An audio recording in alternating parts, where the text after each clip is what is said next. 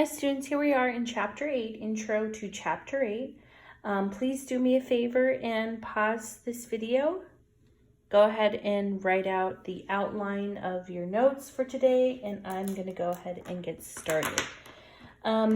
So you are going to have homework on, it's going to be called Intro to Chapter 8 homework, and it is going to be a worksheet. This worksheet I will be uploading onto Google Classroom. And you're basically going to show your work. You're going to label exactly what you see, draw the diagram, show your work, box or highlight your answers. There's a front and back side to this. And then you're going to take a picture of your homework assignment and upload it. Okay. So let's talk about Pythagorean theorem. Our Pythagorean theorem, you can only use Pythagorean theorem if there is a right triangle. A right angle. And with Pythagorean theorem, we have a right angle, which is here, and we've labeled leg, and our hypotenuse. And so the formula, most of you guys know the formula is a squared plus b squared equals c squared. I actually like to write it out as leg squared plus leg squared equals height squared. So I'm going to write that down right now. Leg, we're squaring that, plus leg squared, and we know that's going to equal our hypotenuse, and we're going to square that. No matter what, no matter which way your triangle is facing, you need to be able to identify the hypotenuse at all times. Okay? Hypotenuse is super important. So these are different ways to identify your hypotenuse. It's directly across from that 90-degree angle. It's always going to be the longest side and the largest number. Okay, and so let's go ahead and get started. Example 1 is asking you to solve for x. So we're given side lengths, and x is actually a side length.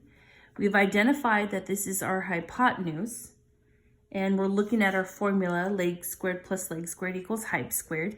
So we have a 3 and a 4. It really doesn't matter which one you place first. You can have 4 squared plus 3 squared or 3 squared plus 4 squared. All we know is that it's going to equal our hypotenuse, which is x squared. Now we can solve. So I have my calculator available, and I know 3 squared is 9, 4 squared is 16, and it's equal to x squared. 9 plus 16 is 25. 25 equals x squared. Sometimes you're not always going to get a cute number. And x equals, take the square root, right? X equals 5. There's your answer. Okay, that's what x equals. Okay, now let's take a look at B. B is a right triangle.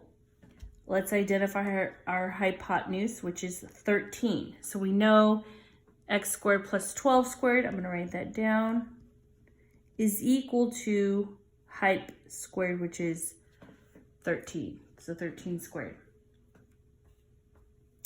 Okay. X squared plus 12 squared is 144 equals 13 squared, which is 169. Subtract 144 from both sides. We end up with x squared equals, 25. Take the square root. We know x equals 5. Okay, so they both happen to equal 5. That's not always going to happen, but it just tells you how to set up your equation. Example 1a says x squared is your hypotenuse. Example 1b, x squared is actually your leg. So you need to make sure you set it up the proper way. All right, the next thing that comes to mind when we're dealing with right triangles is our trig ratios, which is SOHCAHTOA. We'll talk about that in a moment. Hopefully you guys remember all of this from Math 2. Your teacher did teach it to you. I'm actually teaching my Math 2 students Pythagorean theorem. We're going over the trig ratios and functions and so forth. Okay, so I'm going to use abbreviations. Hypotenuse is hype, adjacent is ADJ, opposite is OPP. Now, we have this saying, it's called SOHCAHTOA, and these are actually the formulas of the trig ratios. So S stands for sine, which is opposite over hype. That's the O and the H. C is cosine, which equals adjacent over hype. And the last one is tangent, which is opposite over adjacent. Okay, again, you guys should know these. Okay, if not, you're gonna have to write them down. SOHCAHTOA is a good way to memorize those. Oh my gosh, so embarrassing. Okay, example 2 says find the value of x.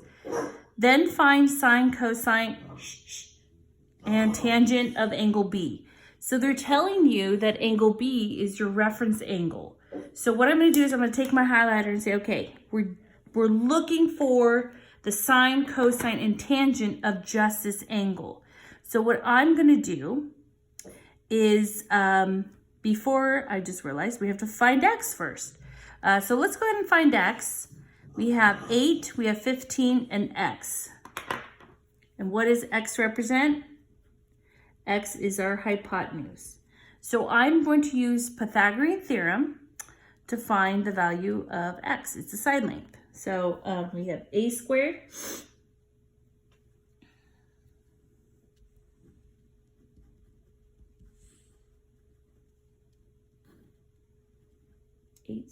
plus 15 squared is equal to x squared, because x is my hypotenuse. Okay, 8 squared is 64. 64 plus 15 squared is 225 equals x squared. Go and add the 2 and you end up with square root, sorry, not square root.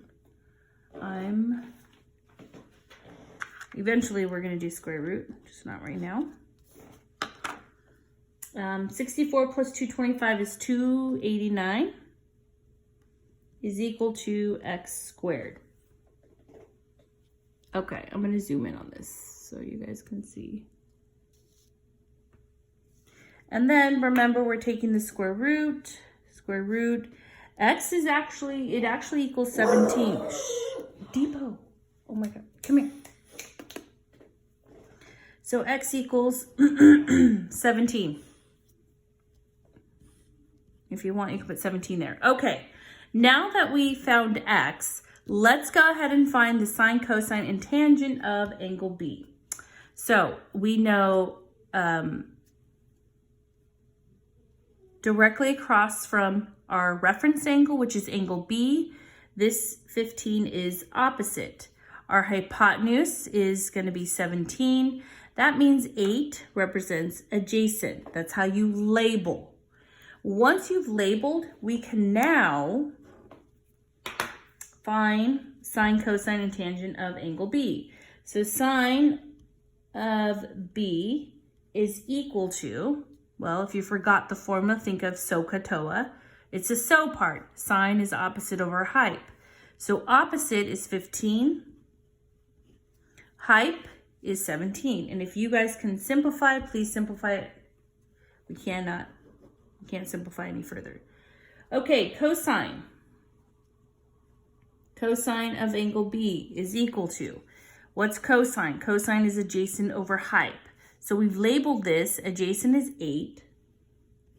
Your hype is 17. There's your answer. And the last one is tangent of angle B. Tan of B is equal to opposite over adjacent. Opposite is 15, adjacent is 8. And there you have it. Okay, we've answered everything. Now let's go ahead and do another example. Find the missing side length. then find sine, cosine, and tangent of angle E. Okay, here is the side length that is missing. We can call this X. You can leave it blank. It's up to you. I'm going to call it X. And we know that actually represents our height. Okay, we're going to use Pythagorean theorem. We have 7, we have 3, and we have X. So we're going to use Pythagorean theorem again. And we know it's all going to equal X. So it's 7 squared plus 3 squared is equal to X squared. Okay. And 7 squared is 49. 3 squared is 9. That gives me, that's X squared. And 49 plus 9 is 58. 58 is equal to X squared. Let's go ahead and take the square root. X equals, oh, actually it's approximately 7.6. Okay. All right, now it's going to ask us to find the sine, cosine, and tangent of angle E. And I can actually zoom out on that.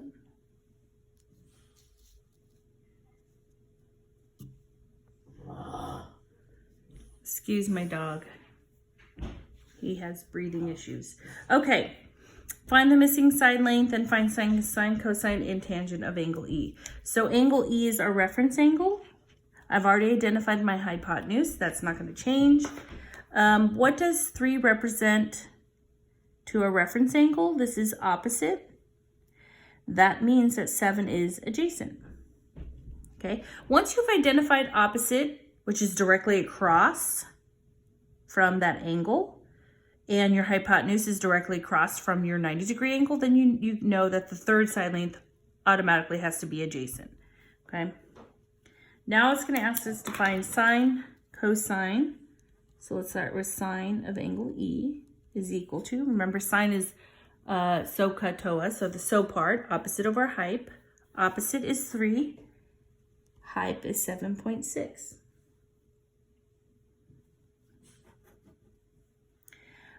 Cosine of angle E is equal to adjacent over hype. So adjacent is 7, your hype is 7.6. So 7 over 7.6. And tangent of angle E is equal to, that's the TOA part, so it's opposite over adjacent. Opposite is 3, adjacent is 7, so it's 3 over 7. And there you have it. These are the notes for this week. This is one set of notes, and then we're going to start 8.1 is going to be my next video. Okay, have a good day.